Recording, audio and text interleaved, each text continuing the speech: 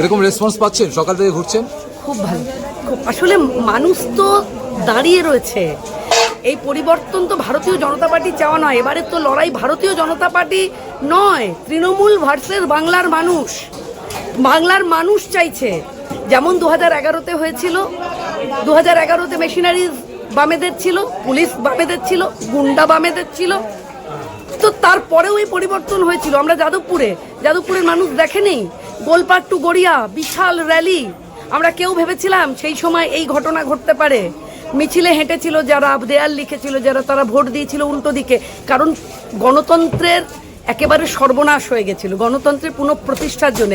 তো মানুষ ভেবেছিল, 14 বছর ধরে মানুষ দেখলো কি পরিস্থিতিতে মানুষ দাঁড়িয়ে আছে।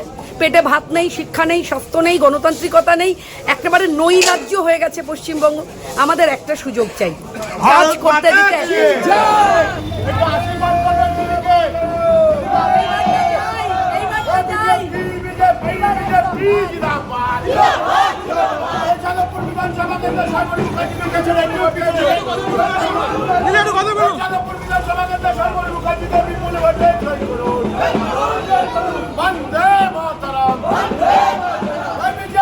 পাঁচ বছরে কোনো কাজ হয়নি বলে অভিযোগ, বিধায়ককে খুঁজে পাওয়া যেত না।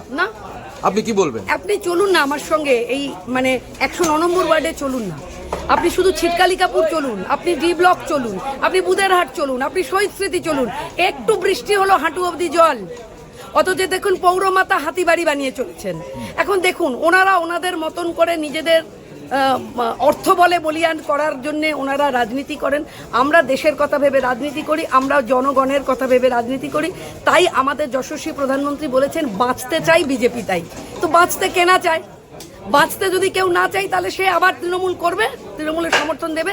আমার শুধু সমস্ত আমার দাদা ভাইদের বলার কথা, ভোটটা যেন ভাগ না হয়। এই নো ভোট টু বিজেপি যারা বলেন, যারা নো ভোট টু তৃণমূলটা বলেন না, তাদের হইতে সাবধান। কারণ তারা নো ভোট টু বিজেপিটা ঠিক বলবে, কিন্তু নো ভোট টু তৃণমূলটা বলবে না। তাদেরকে ভোটটা দিয়ে ভোটটা নষ্ট করবেন না। আমার সমস্ত যাদবপুরবাসীর কাছে একান্ত অনুরোধ, আপনার প্রতিটা ভোট মূল্যবান আমাদের সন্তানদের জন্যে। আমাদের বাচ্চাগুলো চলে যাচ্ছে বাইরে, আর তা না হলে দিদি বলছেন ঘুগনি মুড়ি নিয়ে রাস্তায় বসো। এটা পশ্চিমবঙ্গের কালচার নয়। তাই আমাদের প্রত্যেকের কাছে অনুরোধ, ভোট ভাগ হতে দেবেন না।